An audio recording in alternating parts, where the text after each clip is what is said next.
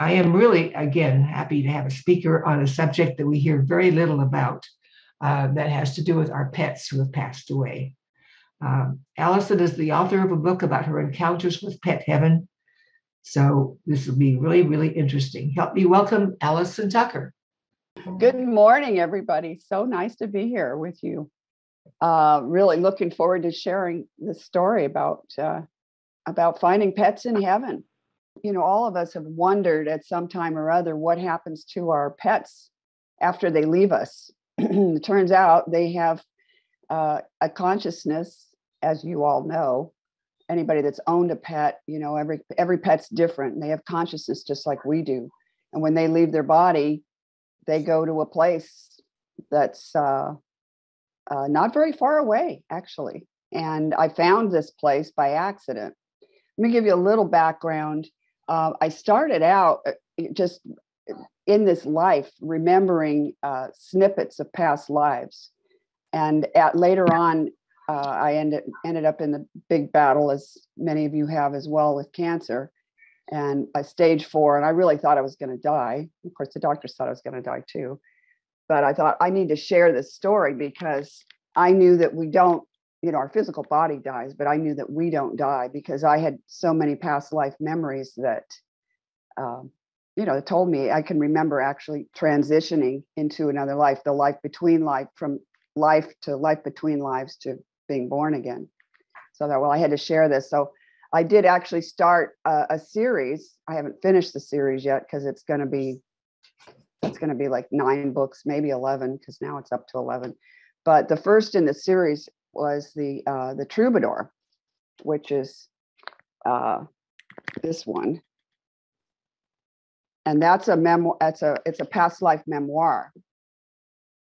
So as I went ahead, you know, and compiled all these past, actually that's a very interesting story. If anybody's interested in this book, it's about the Troubadour Blondel, who I still am, Blondel, and actually his relationship with Richard the Lionheart. And it's got a lot of history in there that's not in the history books.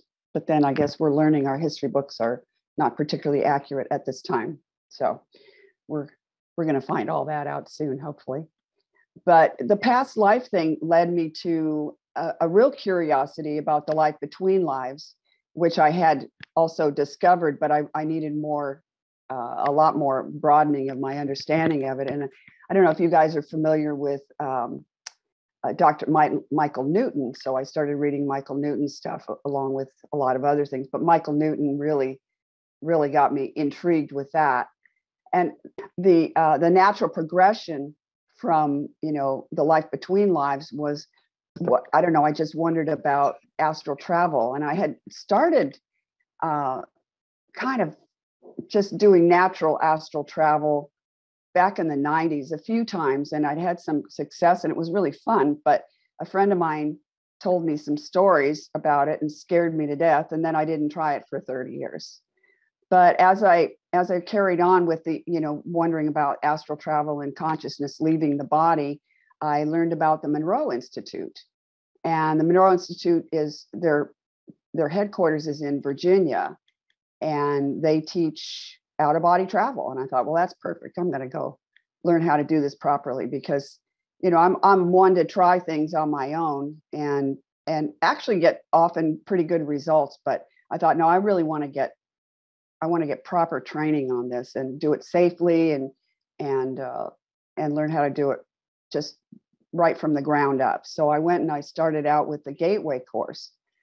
But finding Pet Heaven, that's the cover of the book here, actually started, I found Pet Heaven before I went to the Monroe Institute, probably just a couple of weeks before that. I was reading one of their instructors' books. Their instructor, one of them is named William Buhlman, does a lot of courses at the Monroe Institute. And I started reading William Buhlman's book, and he actually goes through describing how to actually do the practice of leaving the body. So I'm reading his thing, and I'm trying to follow his instructions in the book. And one night, I actually did. I was sleepless, so I thought, well, let's try to do the out of body thing. And so I did, and I ended up in this black place, and my cat was sitting there, and I'm like, what? This cat had been gone for 30 years. So I'm going to screen share. Anyway, so this guy, the first night that I went out, and I actually did set an intention, but my intention was to find upper heaven. Don't ask me why. I don't know why upper heaven. I don't even know what upper heaven was, because I had no idea. I'd never done any real official astral travel. I was just total novice. And I'm in the total blackness, and I come across this guy. And this was a cat of mine that Monty got by the coyotes back in like 1991.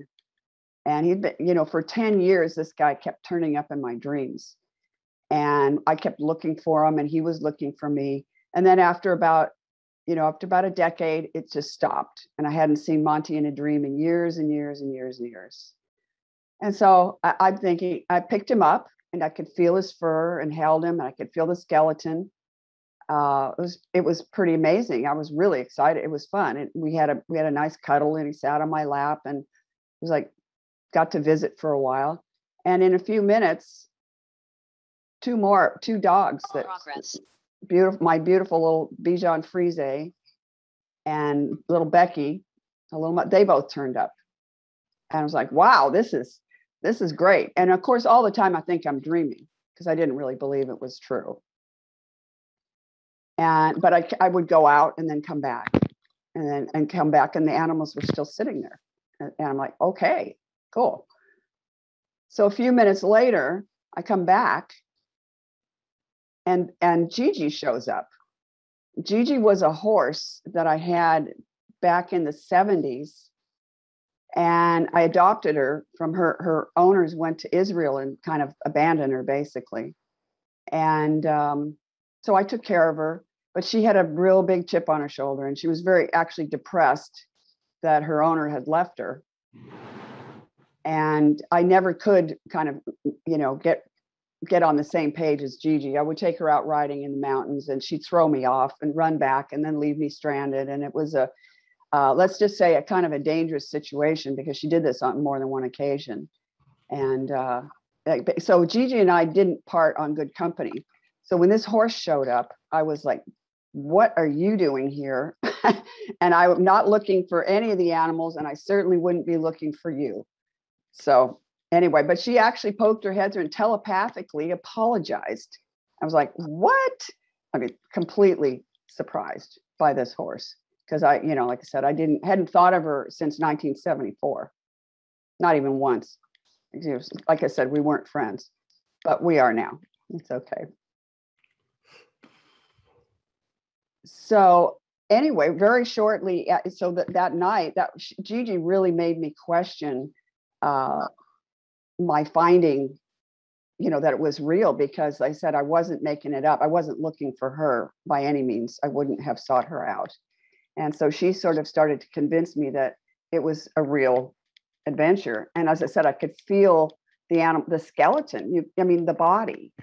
It wasn't just like you're seeing an image or a vision, but I could see the body. I feel the body and the fur, the soft fur holding them. It was very stunning to realize that you actually have a physical body in another dimension, basically.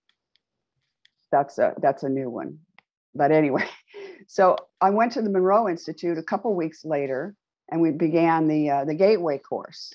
And the Gateway is a really a nice way to begin the whole thing. Well, it's the only way as far as they're concerned. You have to take the Gateway, and it teaches you how to learn how to essentially you train yourself where it's mind awake, body asleep. And when you get to that state, then you can leave. But this out-of-body travel is really about being totally conscious when you travel, when you leave your body. And there's no drug, you can't do any drugs or alcohol or anything. It's like you have to be clean, sober, and completely alert, because it's when you get out of body, it's a little difficult to remember things. You get you get cloudy, you think it's a dream, and then you forget right away. So there's this, you program for clarity, awareness, and total recall every time you go out. And when you go out, you also, a big one to learn is that you actually set an intention. And the intention is important. You actually write it down, like on a mental, you can envision an iPad or something where you just literally write it with your handwriting. You can write down your intention and then you go. But as you progress through the level, so mind awake, body asleep is what they call the first level of movement. Where we are sitting here now, would consider it focus 1. And it's just like here and now, this is 1. So when you get to the state of mind awake and body asleep, when you're lying on your bed, that's 10. That's called focus 10. When you get to focus 12, and each time it's like a successive increase in vibrational level. And so it's, you can feel the energy, the vibrations increase as you travel farther and farther out of the body. And so 12 is where you hit an area with expanded consciousness, where all of a sudden you start to feel as you're part of all that is. But, you move on. So the animals I actually found in focus 15, which is one of the closest areas, actual place area to where we are here on Earth. It feels very close. So, it's like you can be there in a split second. Well, you can be anywhere in a split second, actually. But initially, it's one of the first places that you stumble across. So it's also a place of no time. And it's a place where you can go to explore future and past. So you can actually access, I see it as going off. When I go to the right, I'm going to go explore past and future times. When I go to the left, I'm going to pet heaven. It's like they're actually places in this realm, but that's just the way I see it. So I don't know what you would experience if you tried it. But it's like I said, I go to the right, and I can go. Also, creation, you can manifest in focus 15. Focus 15 is a really neat area. It's pretty cool. But all I saw initially for a long time was black, like the cat sitting in the black area. You could feel things, but you couldn't see anything. But moving on to some of the higher levels, you start to get up there. This image is focus 21. It says the beacon lamppost marks the entry to focus 21. And it's like crossing a little bridge. And then all of a sudden you're coming into light and you can see things. And then, so everything has, definition. And we created a place to visit. So in the first gateway course, we only went as far as focus 21. And it was very interesting because it's all of our perceptions are different. One of the exercises that we had to do there was to find a cafe. So supposedly there is a cafe.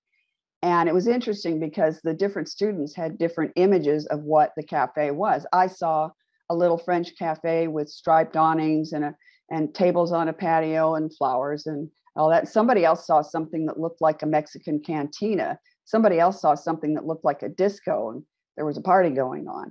And it was interesting. So everybody saw something, but their mind perceived it in different ways.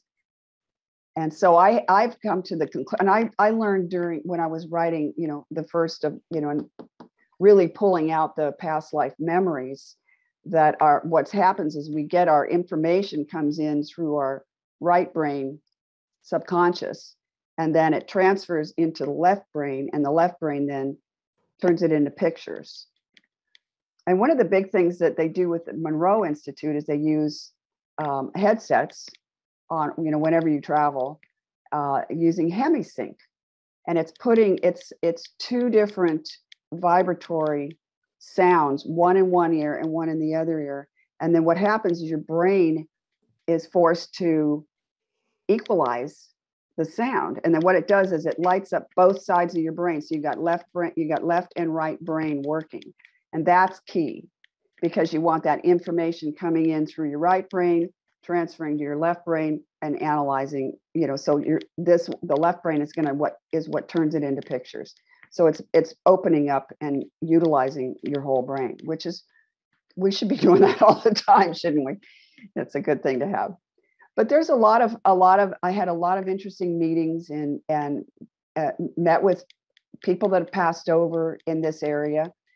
And for many months, this was as far as the gateway course took us. So until I went on to the next courses, this area in 21 was as far as we went. But I did an awful lot of a lot of interesting things in Focus 21 that the book talks about, and meeting people and things that take place there.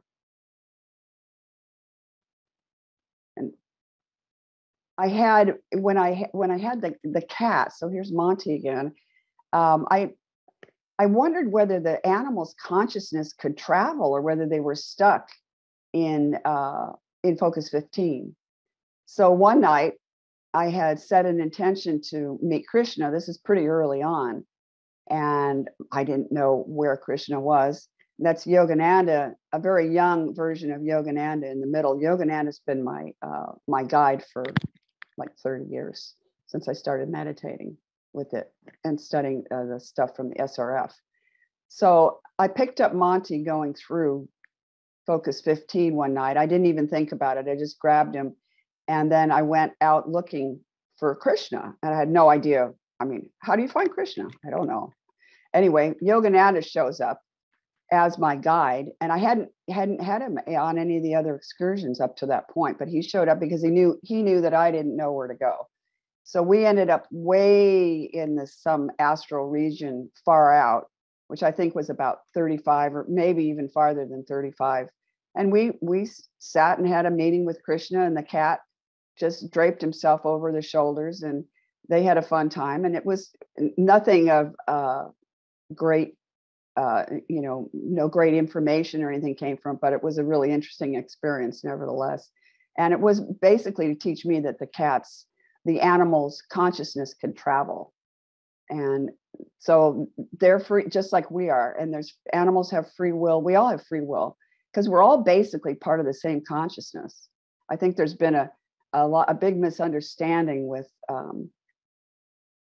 that maybe animals are lesser than we are. Well, they're not lesser, and who knows, in some ways they may be higher consciousness than us, but they're just on not a different path, the same path. I think we're all on the same path. Everybody, every animal, everything is on the same path. It's just at different places on the road there.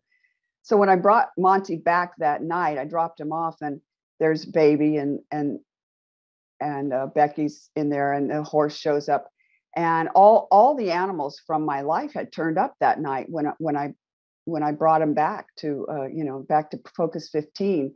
But that night, this little yellow bird turned up. And this was a real shock because, frankly, up to this point, I still had wondered, whether I was dreaming, or whether I was just making the whole thing up. But this bird showed up. This bird, I knew immediately who it was. I had forgotten the bird. I wasn't looking for the bird. But the bird was a family pet when I was 3 years old. That's 1957. Okay, that's a long time ago. And that cat ate that bird in 1957. And frankly, I forgot about both of them. They weren't I wasn't looking for them in pet heaven. So this little guy shows up. And then it was really the horse and the bird were the two things that really convinced me that I wasn't making this stuff up, because I totally forgot. I mean, let's face it, that's more than 60 years ago. I forgot the bird even existed. So there he was in the bird. So now all of them have gone to pet heaven. So where we all go, first off, is a place called Reception. And there's a healing center there. And one of the exercises that we had in the second course, which is Lifeline's course, which is a soul retrieval, which is very interesting in itself. We'll touch on that. They said build a house. They wanted us to build a house in Focus 27. And I'm like, well, why do I need a house? Because I have a great place in Focus 21. But I thought, all right, it was about not needing stuff. But so I went along. I said, okay, I'm just going to do this like they say. I'm going to follow the rules, and I'm going to build a house. So this is my house in Focus 27. And now, and eventually, I've moved all the animals. All of my pets are there. So they're all in Focus 27. Though Focus 27 is, I think it's the hub of service. It's where everybody goes. Everybody should go after they leave the body here. They should go to this place. And then there's the healing center, and then there's rest after that. But it's not a normal place to live. But I have a house there, and I guess because that's where I work there basically every night. I'm working, doing the soul retrieval, which is another. Moving on. One of the other, I met my mom passing through. My mom passed away in 1994 at 91, and one night I picked. She didn't. I found that a lot of the humans don't know that they can do things. They don't know they can travel. They don't know. They don't know they can have their pets or whatever. So one night I picked her up and took her up to my house in 27. I'd already moved all my animals there, and she looks around. And of course, she knew all my pets from of my lifetime. She knew them all. And she said, "Well, have you ever seen Shotzi?" And I said, "Actually, I had seen Shotzi. Shotzi was in that other image earlier." And so the next night I picked Shotzi up and then took her to my mom, and they'd had a nice reunion because they'd been separated for many, many decades. And now they're together. And so the animals can travel. And so I took this, this little dog from 15 to Focus 25 is where most people are. I mean, just about everybody's in Focus 25. And that's called the belief territories. And that's where, basically all religions or all beliefs, and even hell is in the same region. It's not, they're all segmented into, Jews are with Jews and Protestants with Protestants and Catholics with Catholics and Muslims with Muslims. And so they're called consensus environments. You're with like-minded souls. So actually believing is really important, to believe something. If you don't believe anything, then I guess you're going to be in another area where you're with a lot of other people that don't believe things. So, but I think it does help to believe something, have some kind of core beliefs. And I think everybody here wouldn't be here if they didn't believe something. And that is that we are a lot more than our physical body, and that our bodies are vehicles that help us experience this life on 3D Earth, hopefully soon to be 5D. And they carry us through and enable us to have the experiences. So we've learned the pets can travel, but this is like a little picture of what part of the reception area. Often at nights I'll sit and talk to Yogananda, and the dogs come and they sit on my lap, and the dogs are up there, and the dogs are all doing escorting duties. They're all working. They greet souls when they land in there and take them off to healing. And I don't know. I think having the pets there too, a lot of souls coming in are very pleased to just see pets and say hi to them. But this was me. This was when I decided to take Gigi out of 15 because we made up, and I wasn't going to leave her there, and I was feeling guilty. So I brought her in, and it was fun teaching a horse they can fly, because nobody has to walk anywhere. People can fly, horses can fly, cats can fly. I mean, they don't, because it's all consciousness. It's just, you think it and it is. And even with a house, you create it in your mind and it is. It's instant creation. It's pretty fun. Very, very fun experience, that. So this goes a little bit later. I had, through the Self-Realization Fellowship, I don't know if any of you are familiar with Yogananda or read Autobiography of a Yogi, but his guru was Swami Sri Yukteswar. And Sri Yukteswar basically has a planet, an astral planet out in the the farthest reaches of the astral that you can go. And it's called Hiranyaloka. And I'd always really wanted to go to Hiranyaloka. And I just thought, I don't know how I'm ever going to be able to do that. because the prerequisite to going to Hiranyaloka was you have to be able to leave your body consciously. And I thought, oh, how am I ever going to learn how to do that? Well, it turns out when you learn how to out-of-body astral travel, you're leaving your body consciously. And so, as soon as I kind of clicked with that idea, I thought, well, I got to find Hiranyaloka.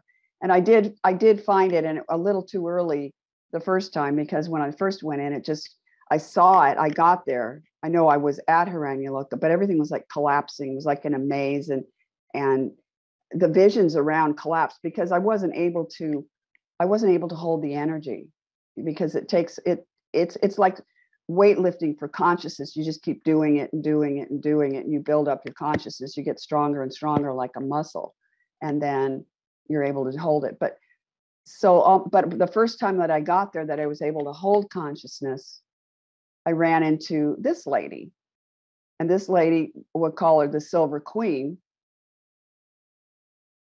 turned out to be Robert Monroe, who started the Monroe Institute, turned out to be his wife.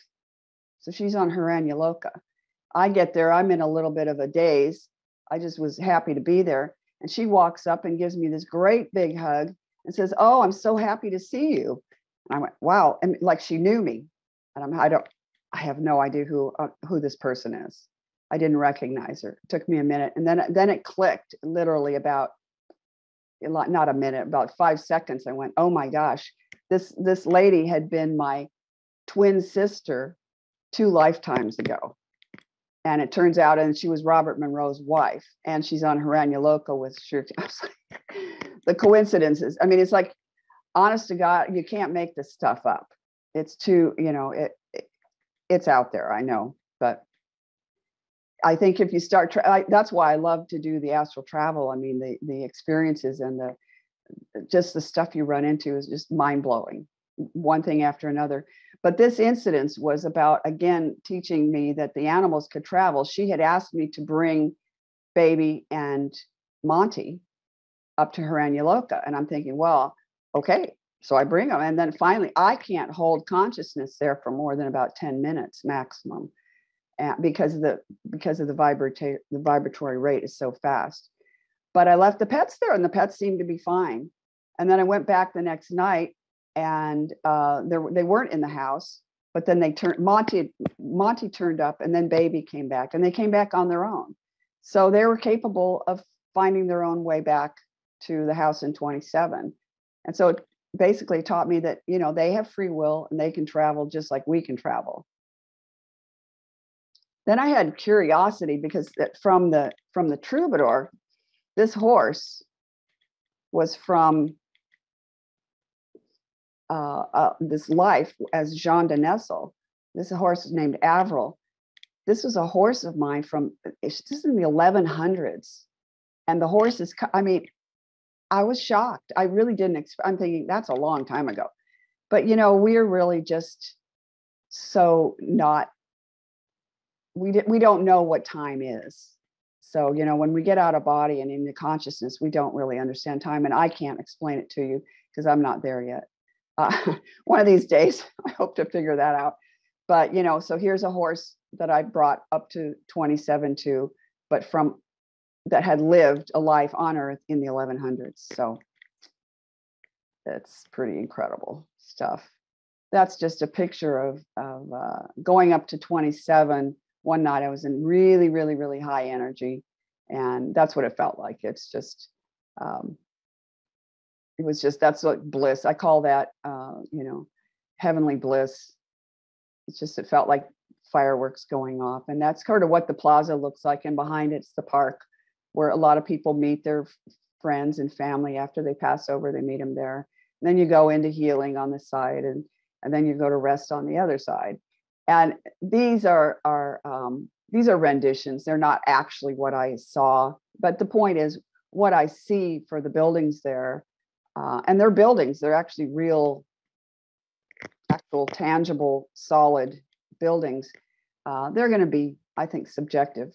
And so everybody's going to see what their brain translates what they're seeing. And so this is just just for fun to give you know. But the plaza is these places are there. The plaza is there, and the park is there, and I mean everybody that takes any of the courses finds the park. You know, they go, well, that's the park. You know, and that's the healing center. And I've been to there's a library there. The Akashic Library is there. There is one there. I think there are many Akashic libraries actually, but there's one in this area called 27.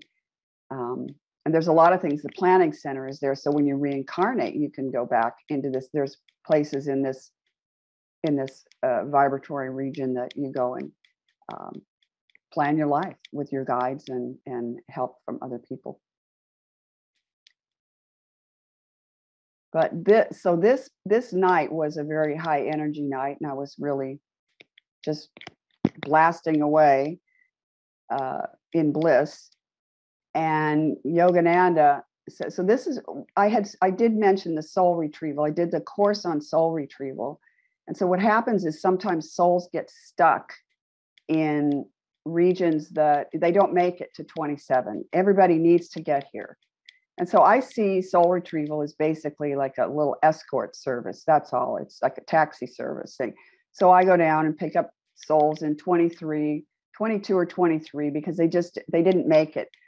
Most often it's people that don't believe anything because they don't know that there's anything after that. Or they died of a drug overdose or suicide. So they were in a very, let's say, clouded or they weren't clear at all when they left, and they weren't conscious. And so they're usually when I pull them out of there, they're in kind of a stupor. And so I basically do soul retrieval every night and bringing in people that have passed over that just didn't make it to this area. And so it's just bringing them from one region to the other. The animals can travel, obviously. Human souls can travel very easily. They just don't know. These guys that we do the soul retrieval on don't know where to go. That's all. They're just a little lost. Not in danger, just lost. But this night, Yogananda had a little surprise for me. And I said, okay, let's go. Where are we going? And he didn't say. It was like he has a big old grin on his face and takes me by the hand. And Michael shows up. Michael's an angel that I often use for protection and traveling. If I'm traveling someplace I don't know. But Michael and Yogananda were both there. And we headed back towards Earth. And I knew we were coming back to Earth. I don't usually retrieve off Earth. I usually retrieve from the other vibratory realms. But I wondered, it was a total surprise. I didn't know what was going on. So we ended up in, I don't know if you guys remember, the fire was, I think they called it the campfire, or it was that little town in Northern California, Paradise. Ended up on this deserted street, walking down the street.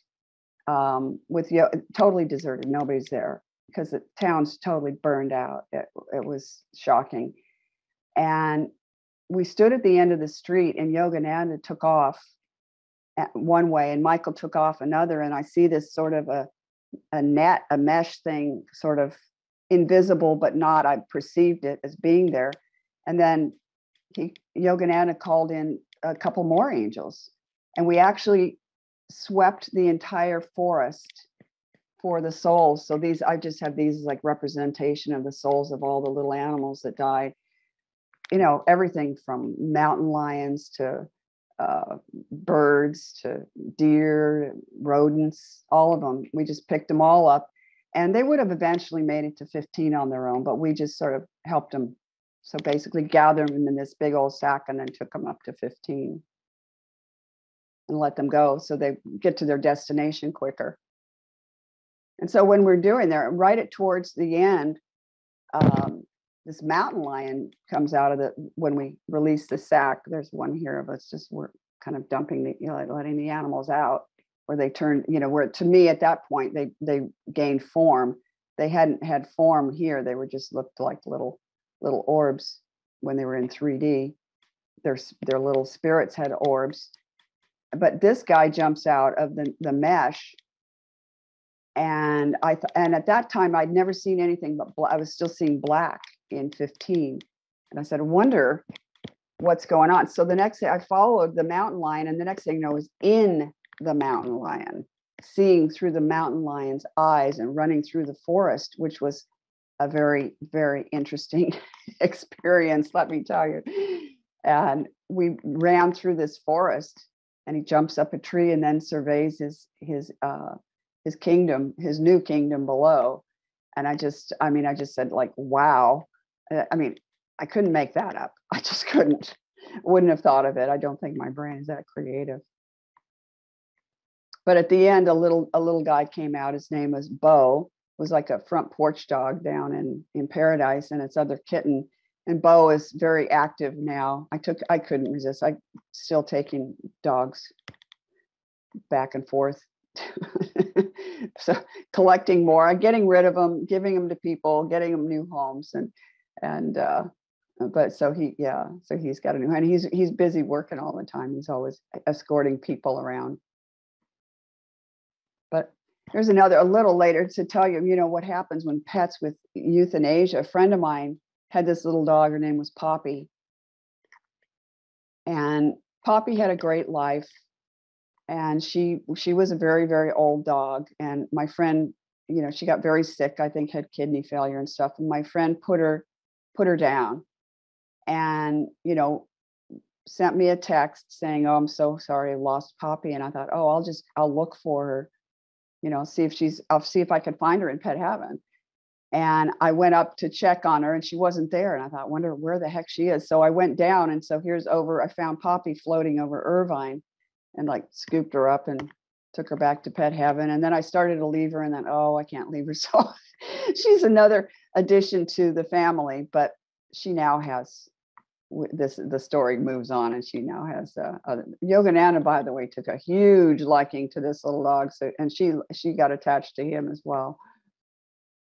So one of my jobs was I ended up with 9 cats and 6 dogs, and I'm thinking, wait, and I'm doing soul retrieval every single night. I'm going, I don't have time. I don't have time to take care of, to give love to all these pets. So this is an image of my dad, who I found him on the golf course.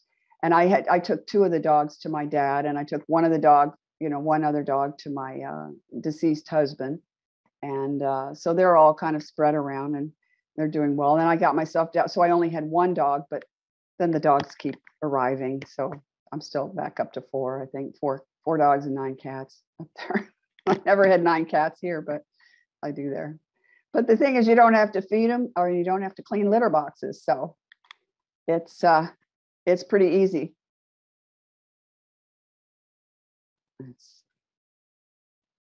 Okay. So this is where the story gets pretty interesting here. This little guy was Buffy, was one of my dogs that got hit by a car. He was only 8 months old. It just broke my heart. And I didn't have to, after him, I didn't have a dog for like 10 years. I just couldn't do it. But I thought, why isn't Buffy here? And I went down to 15 one night looking for Buffy. And I found him, he came out when, they all come, they can hear, it's telepathic. So he comes out into the blackness. And I said, well, you want to come back with me to 27 and be with all the other pets? And the guy hung his head and basically looked sad and basically said no. And I went, wow, what? You don't want to come with me? Anyway, so he turned around and looked over his shoulder, like, follow me. And so he led me through what I call the veil here. And so this is in 15, where all the animals, I found all of them in this black area. And then we walked through, it's like, I don't know, a few hundred feet. And there was this area, bright, sunlit, and a park. And there were all these children in there. And I was like, what the heck is going on here? Why are these kids in Focus 15 where the animals are? So Buffy had attached himself to a little boy here named Frankie. So I made it my project that night to take Frankie and Buffy up, because I knew these kids had to get to 27. They can't grow and move on from here. You have to go through the process. You've got to go through the reception and healing and rest, and then you'll have a life in the astral, and then at some point when you're ready, you come back. So I took Frankie and Buffy up, And then night after night, from that point on, almost all of my retrievals were retrieving kids out of this area in 15. But I would some nights take as many as 50 of these kids out at one time. I mean, not one, maybe multiple trips, but I would clean out the whole thing. And then the next night I'd come back and they were there again, more. And it was going on. And this was going on for months and months and months on end, that the kids were just coming. And I'm thinking, where are all these children coming from? And why are all these kids dying? And by the way, all this is pre-COVID, okay? And of course, the kids didn't die of COVID anyway. But it was shocking to me because I couldn't understand. And I took a long, long time before I got answers of who these kids are. Actually, I finished writing the book before I found out the whole story of who these kids are. But initially, what I learned, that the children that were in 15 that have been retrieved out of there originally were animals they're on their first human incarnation, and they were very, very young when they died. And so they had never, they were too young, most of them, to even learn about heaven or learn. They didn't know where to go. So they went back to the place they knew, which is the place where animals were. And they had a little colony there, this little colony of kids. It's pretty shocking. And you think, why wouldn't somebody come and get them? There didn't seem to be anything in place to move them on. And Yogananda told me that, he said, well, they would eventually. He said, it's about being curious and then move on. But now we have a way to speed all this up. And so the soul retrieval is really a key part of helping, speed up this whole process of their incarnations and their growth. So we're cleaning them out, and I am daily, but now I have help doing it, because after a while it was like, it was mind-boggling, the number of kids. But I will later explain who those kids were, and some of you might be able to connect the dots and figure out why there were so many of them.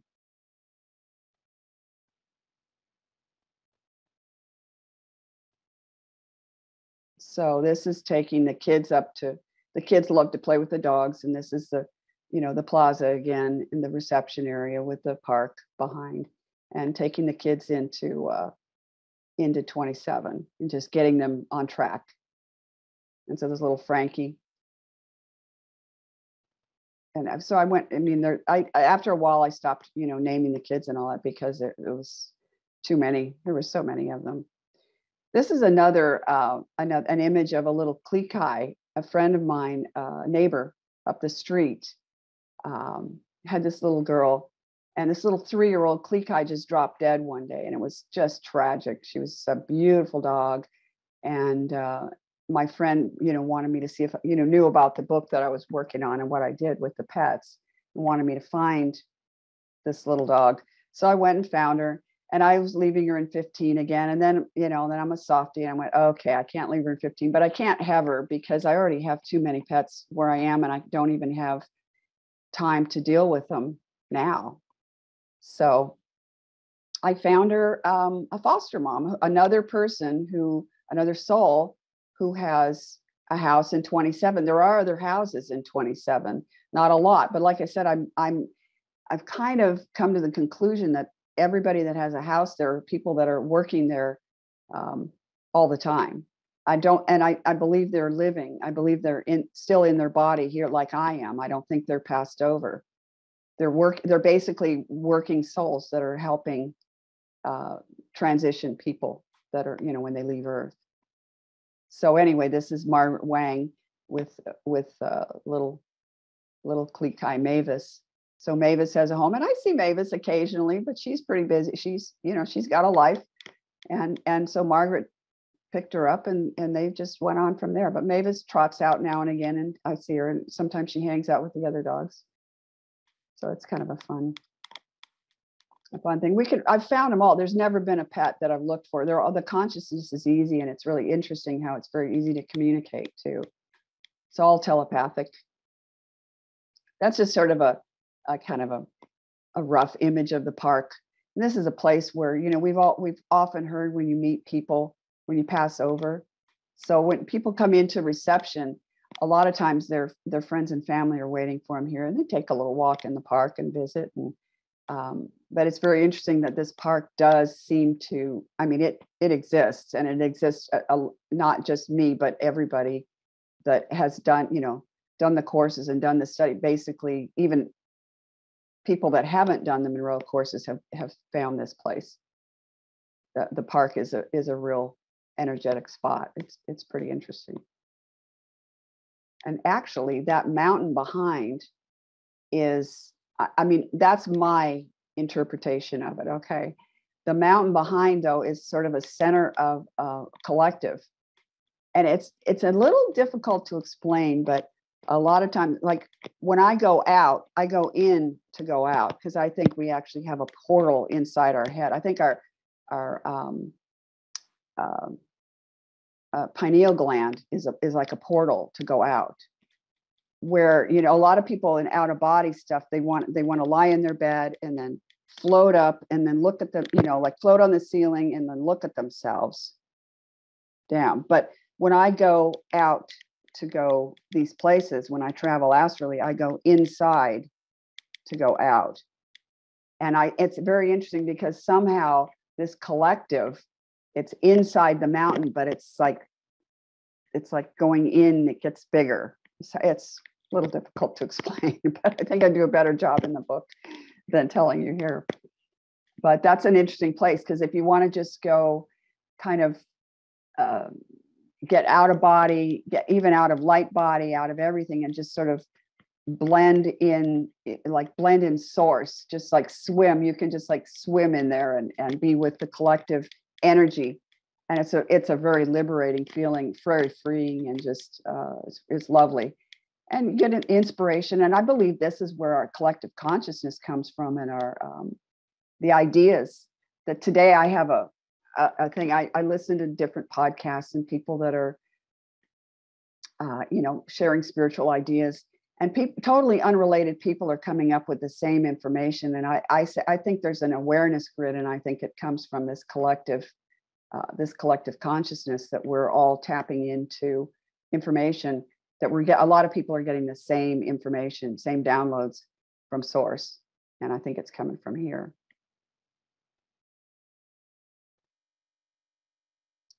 So the third course that I took with Monroe was called Exploration 27.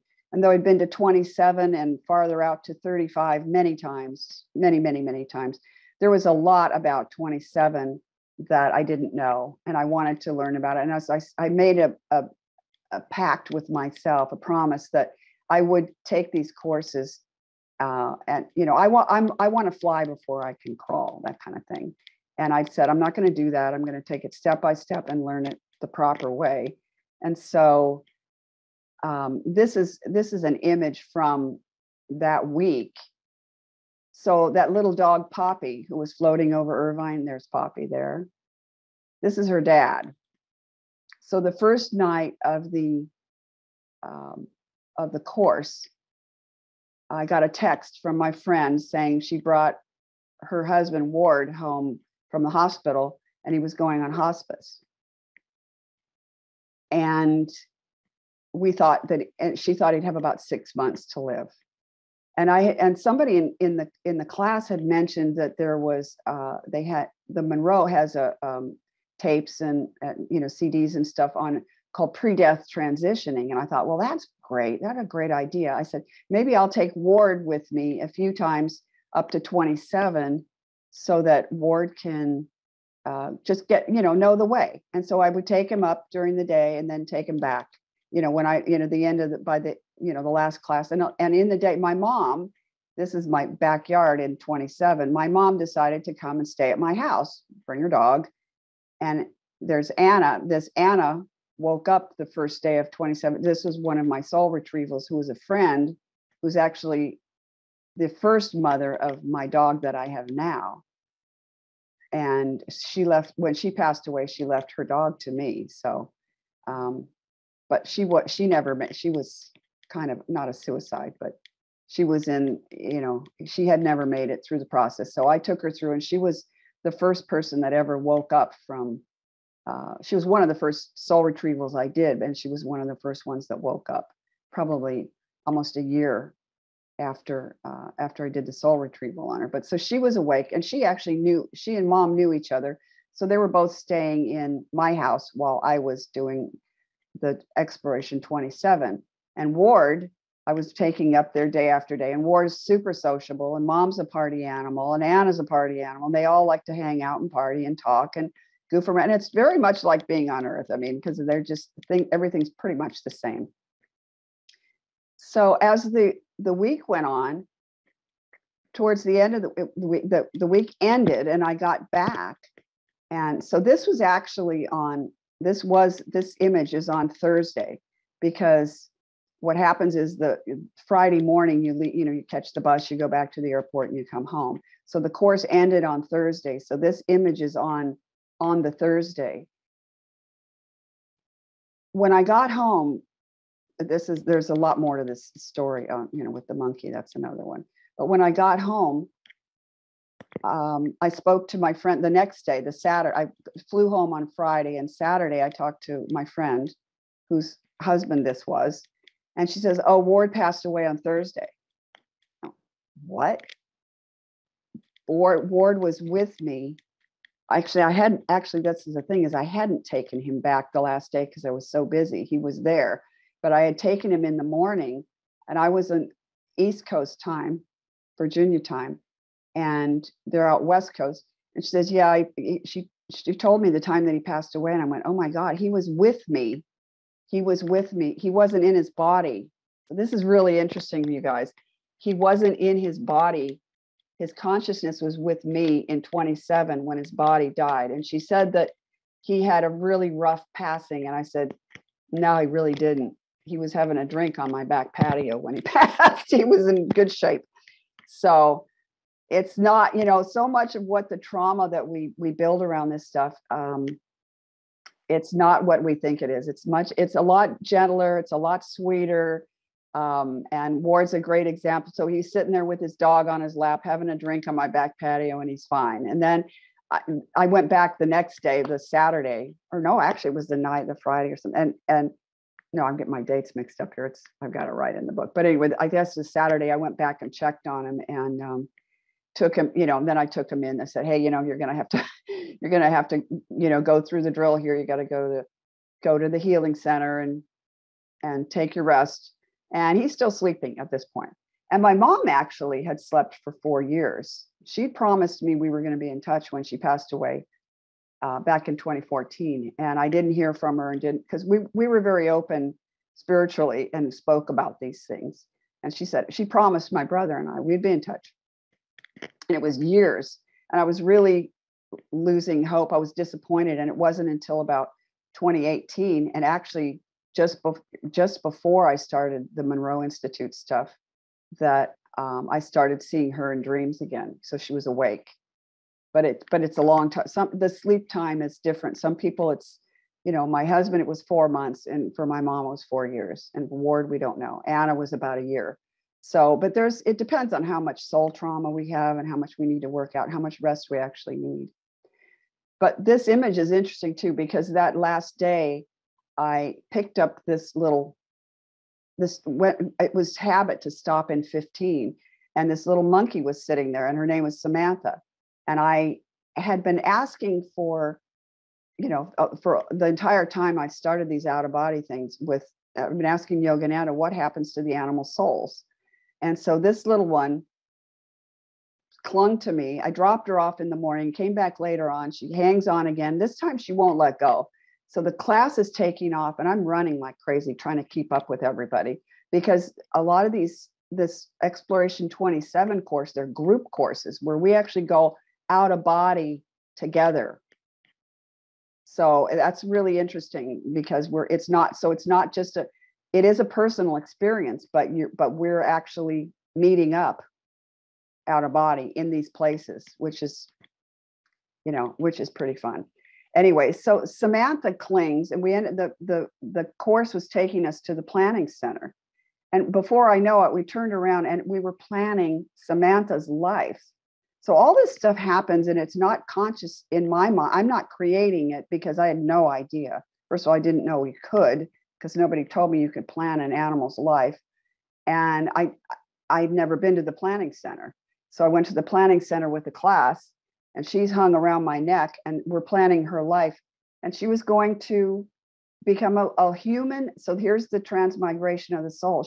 This little monkey was going to become a human girl with a family, an Amish family in Iowa, is what we chose.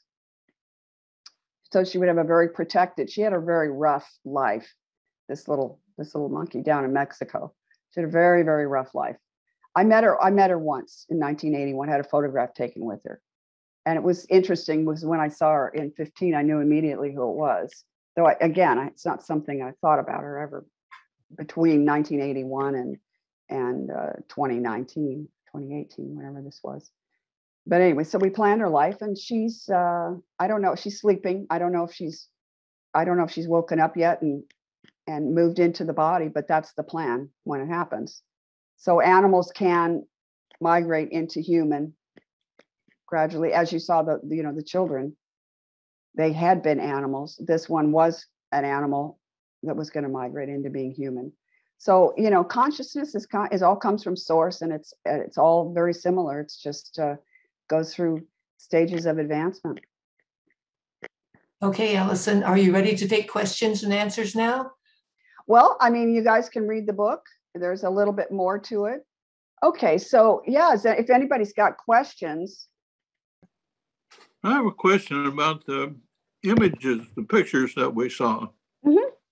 Yeah. How did those pictures happen? Do you have an artist friend, or yeah, are you an artist? Or no, I sketched them all because they were from my mind. They're what I saw, but I had 5 artists. I have 5 different artists that did. That's why some of the styles were a little bit different. Okay. But yeah, I had artists in the Ukraine. The best one was from the Ukraine. And then I had the guy that did the cat, the first one, it was really good too. The black cat, the white cat sitting, he was from Kenya. He did a number of those. I had a woman in Poland, guy in Cyprus. Yeah, they're all over the world, but it was really fun. I really enjoyed doing the images.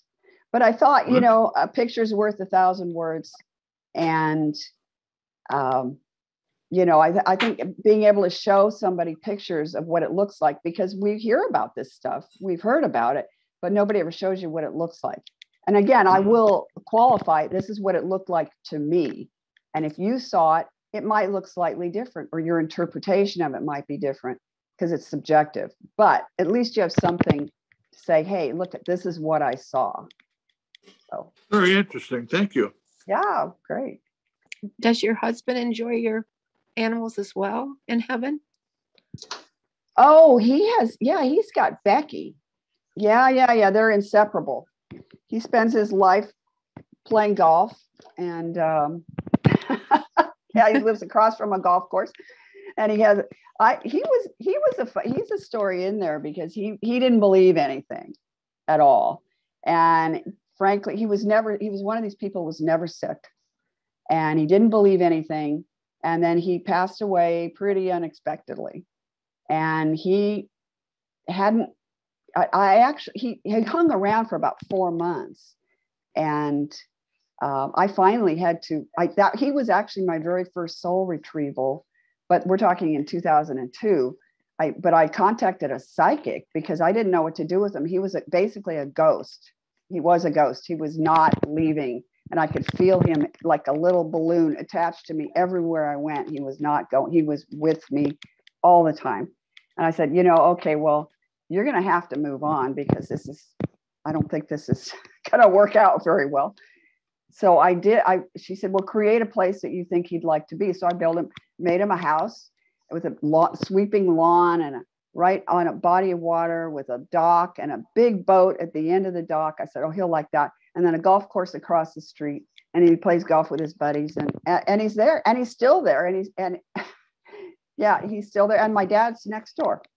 So, it's called a consensus environment, and he and his golf buddies are all there together. And It's not bad. It's pretty nice life, actually. But he has the dog. Yes, he has Becky. He loves Becky. And yeah, takes her on the golf course, just like my dad takes the other dogs on the golf course. So they're having does he ever communicate with you? I mean, every day? Oh yeah. Oh yeah. All the time. All the time. I frankly wish he wouldn't. I'm like, I'm sorry, get a life, dude. Get a life. Does he help you with your situations or no? He doesn't. He hasn't gotten there yet. But my mom moved from 25 to 27, that's part of the end of the story, is that I didn't finish because we went to questions, but she actually moved to 27 and built a house next to me. And so all the little ones are there, and they're teaching them and finding them basically foster homes, because most of those kids don't have soul families. The ones that were animals a lot of them didn't have soul families. Some did, but most didn't. So they're having to kind of set them up with new families, and we're teaching them to remember. But that's part of the story in the book, and it's pretty. That's a big deal, actually. Okay. So yeah, my mom helps. My grandparents have stepped in, and my dad's siblings, my uncle, 2 uncles, and an aunt. And frankly, I was really, really surprised when I found them working, because they weren't particularly philanthropic here. I didn't see that kind of, help to others here. But it's really, it's great because we can progress. Even when we're out of body, our consciousness can grow. And I think what they're doing, which is excellent, because, we're all moving towards the 5th dimension. And, in 5th dimension, our focus is going to be service to others. So to see them helping out up there, which is great, takes a lot of the burden off me. Hallelujah. So that they're helping and helping move the process along, and helping do the soul retrieval as well from any of the other kids that are coming into the area back in 15. Thank you. Mm-hmm. I have just a quick question, if I could. Sure. So my question was, because I felt like it kind of, you left this kind of hanging out there for us to think about, was the children in the park. Oh, where do they come from?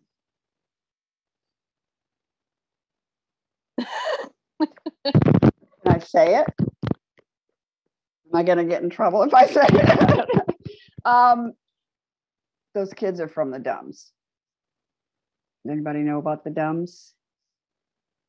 No. Dumbs. Okay. Well, if you don't know about it, then we probably won't go into it. But yeah, you will be finding out about it if you don't know about it. Yeah, there's Dumbs. There's a very sad situation here. There's a very sad human trafficking situation that's been going on, evidently in the United States, 800,000 kids a year. So, and I didn't, as I said, when I started doing the soul retrieval, I didn't know that. I didn't know about that, and I didn't know where the kids came from. But I have since learned that that's where they came after I finished writing the book. So there's actually an addendum in it, like a postscript at the end of the book, explaining where the kids come from. But yeah, it's in the book. Okay, thank you. They're okay. And you know what? Here's the deal, you guys. There's no victims. There's no victims anywhere. Every soul before we come into this life that we take has a soul contract, and we know what our life is going to be ahead of time. And if it's hard, we know it's hard because we chose it to be hard. And so you think, well, these are little kids, or they were animals or whatever, but they knew. And I look at the situation with those kids is that they had maybe 10 or 20 or 100 or even 1,000 lifetimes of hardship packed into a very short life. And so when they come back, they're going to be much more evolved because of their very short experience, but they're also going to have a lot of compassion, and they're going to be an important part of society when they reincarnate. And that actually brings up another question. I'm sorry. Thanks for bringing that to my mind, because when you were talking about planning a life For the monkey that was a person, was going back as a little girl. Because I guess I always thought that you got to pick your own path. Not that there was a consensus or a group of people that were picking your path. Well, coming back. We have guides, and then there's people that can, and there's like I won't say a committee, but there, you can have help. I mean, and somebody like Samantha, the little monkey's name is Samantha. Samantha, probably didn't have the mental capacity to make a lot of those decisions on her own the first time. So, I mean, I think as we become more evolved human consciousness, then we basically make these decisions. I mean, I know it's done with help of guides too, though, because there's a lot of things we wouldn't even think of ourselves. So this is a big process. It's not something you say, oh, well, you're just going to go back and do that. No, there's a long process of studying of what the possibilities and actually it's very kind of odd sounding, but there's actually ways to actually sort of even try on a body, basically what your, a prototype of what your body can look like and what you're going to be. So you know what it is going in. It's it's interesting to say. You mentioned something about the future, like, so do you know the pet's future or yourself's future? No, there you can do that in 15. You can actually go and people can, you can see the future in 15. I don't do it. Okay. I guess I really didn't want. I mean, I've seen a glimpse of a possibility of a future for myself, but it's just a scene. I have a scene. But I haven't spent a lot of time because I don't know. I guess I'm happy to let it unfold as it does, and I know my higher self is definitely, in control. So. I don't have the need to look at it. I have gone past past lives a few times. I've tried to change the past. Haven't figured out how to do that. But the future, we're going into 5D is what's happening. And that's going to be very exciting for everybody. That's going to be an amazing. We're going to leave 3D behind, and I'll say good riddance. 5D is going to be incredible. Better for everybody.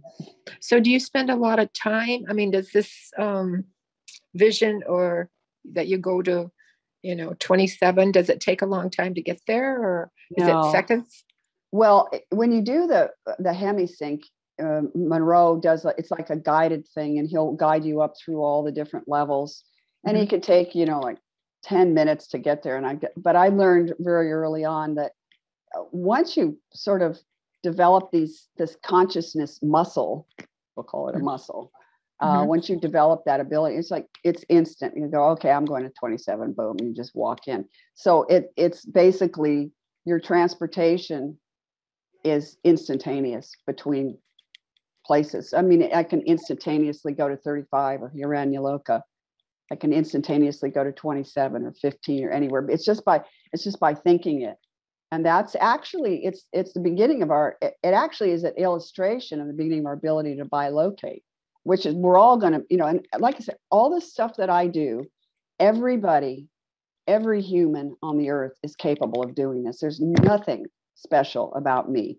The only thing I did was I went to school and I learned how to do it, and I practiced. That's it. It's like saying, okay, I'm going to learn how to play the piano. Well, great. You can sit down and you can make noise, or you can work at it for years and become a concert pianist. But if you want to be really great, you've got to practice.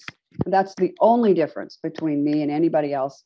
So if you make up your mind you want to do this, to find your pets, which, heaven's sakes, I highly encourage you guys to go find them, because it's liberating. It's wonderful to see your pets again.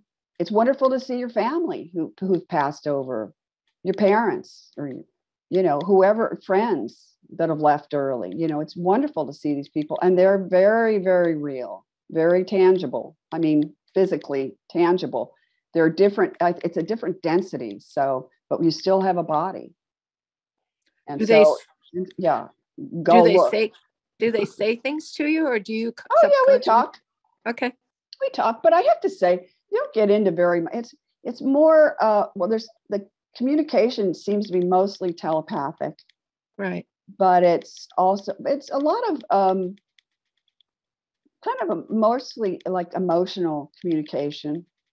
Yeah, because you mentioned your mother hugged you, so. Oh yeah, hugs, sure. Like I said, I can pick up the pets.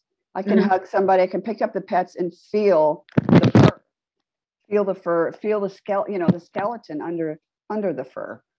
So it's real. I mean, it's tangible. It's not just the perceptions of it, but it actually is tangible. And we all have multiple bodies, but our bodies are just different densities.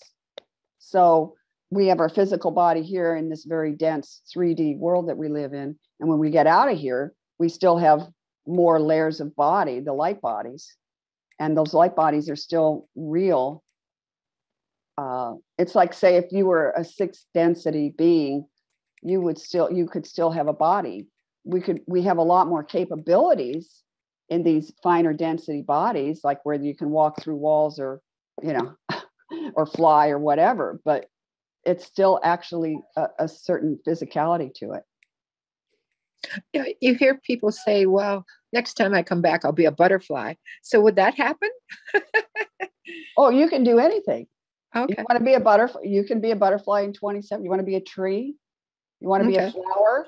You want to be, I joke with my friend Oriel, I said, you can make flowers sing. Right. So our limitations when we're in these other realms are really only in our mind. So it's about, what can you imagine things can be? And then that's it. We have almost unlimited, we're all going to be finding out in coming years that we have amazing capabilities as humans, that we are very, very special. All of us are very special.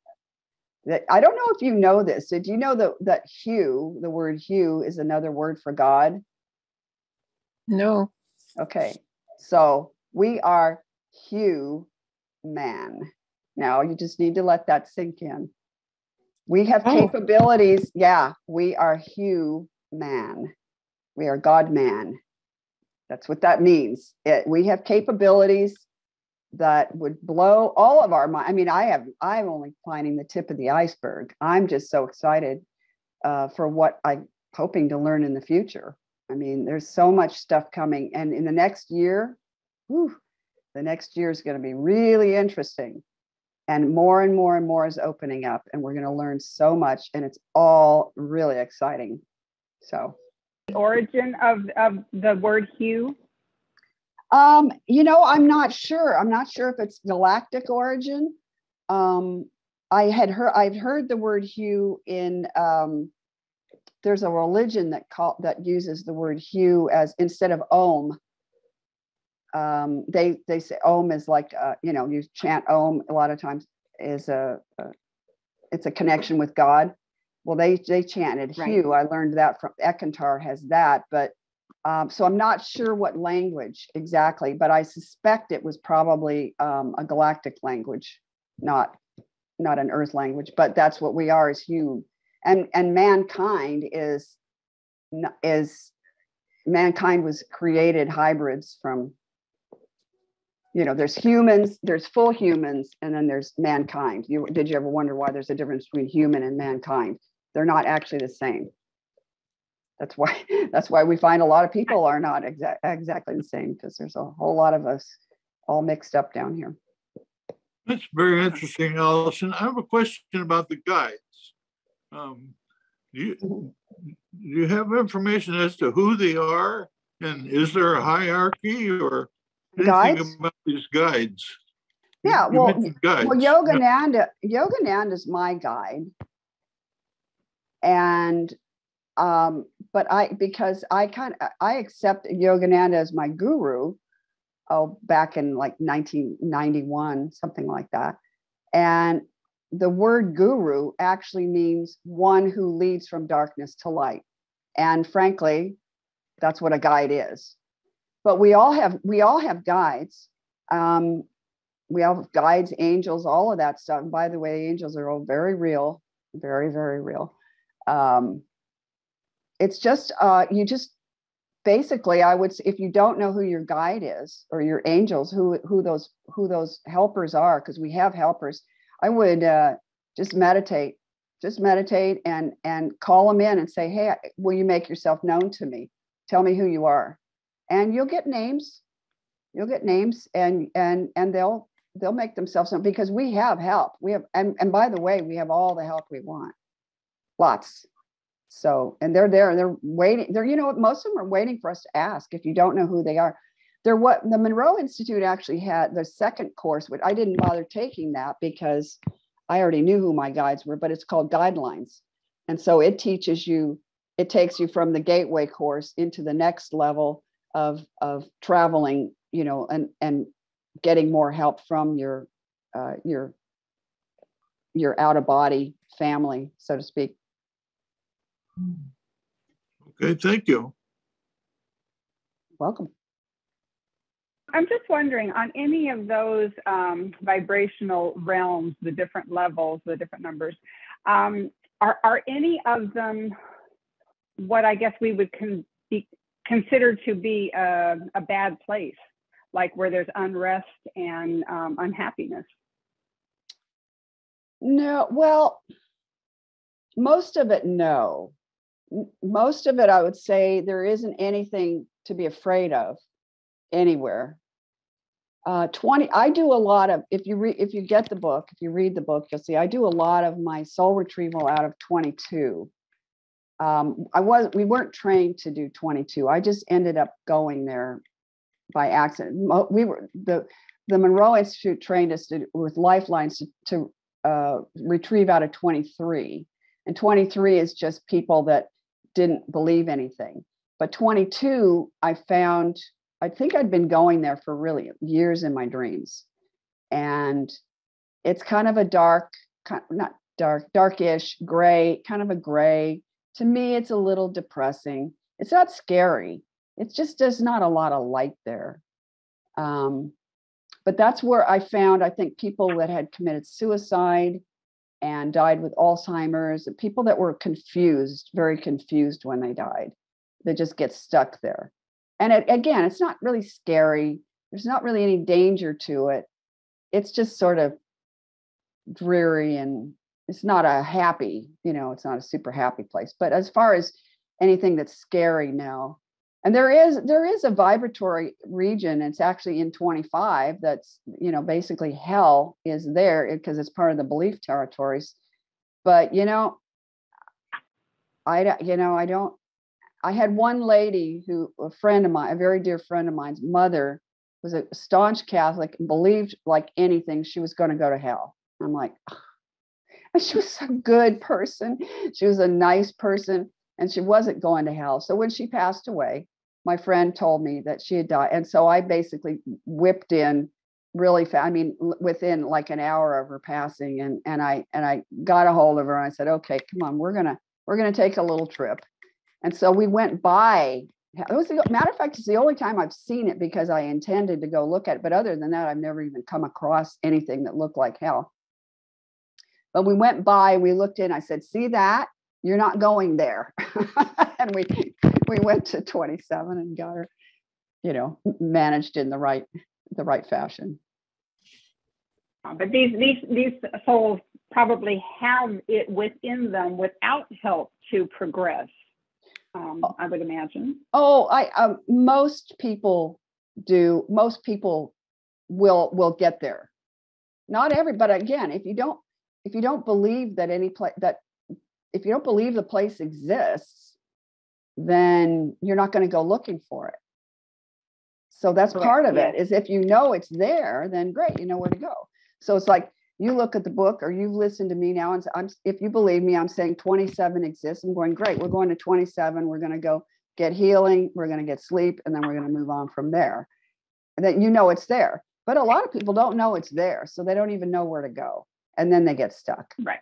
But relatives that have already passed over can retrieve. Angels can, guides can. I mean, and again, I'm assuming most of the people that have to be retrieved don't have guides, or their family hasn't. My best friend from high school committed suicide in like 1988, and I never dreamed about her. And I think she was stuck in 22 for a really long time. But I believe it was shortly before I started doing this. I think her mother passed away, and I think her mother retrieved her out of 22. That's sort of the info that I got after I did finally catch up with her.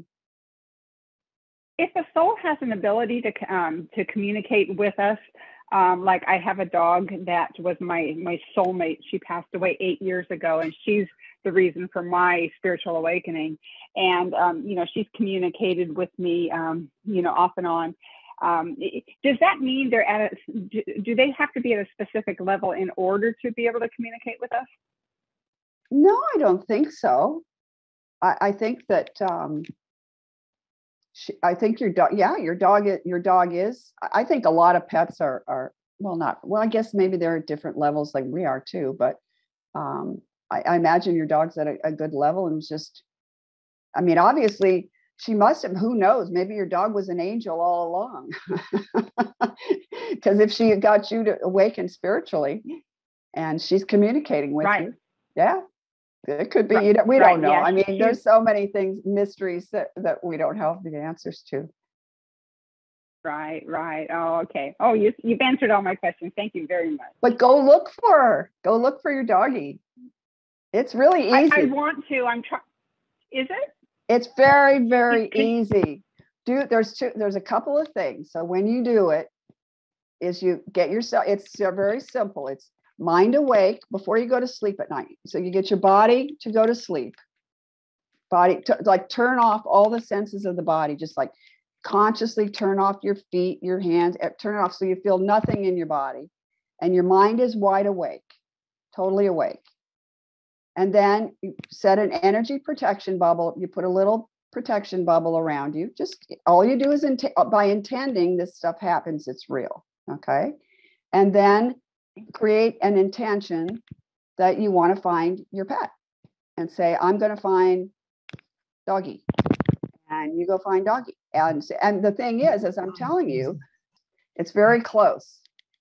In other words, where they are is very, very astrally, it's very close to where you are. You don't have to travel very far. And you as I said, you probably just see black right in the beginning, but the pets come out, and you know, if you call them, just mentally call out to them, and they'll come out. My parting words to everybody is that I am not special in any way. I just made the effort to learn how to do it, and I practiced a lot. And everybody, we all humans have the capability of doing this. So if it's something that you like, you want to find your pets, I mean, and I know pets are a big driver, then go for it. Go find your pets. I mean, and you don't have to have specific training, but the book actually does take you through a lot of stuff. And then I reference in the back of the book some other places, some other things you can read that might help you if you didn't want to take it. But I will highly recommend any of the Monroe courses, because they're going to change your life. It's also one of the best vacations I ever had. It's completely restful. All your meals are prepared. It's great. It's great. So it is. It's the most wonderful vacation. So it's like a week-long trip, but it's fun, and you're learning something. So thank you. I really, I'm happy to be part of your group, because I'm part of your club. I have to say, I don't come out a lot during the flu season, because I have a really impaired immune system. So from cancer, still dealing with that. But so this was perfect for me to be able to do this on Zoom.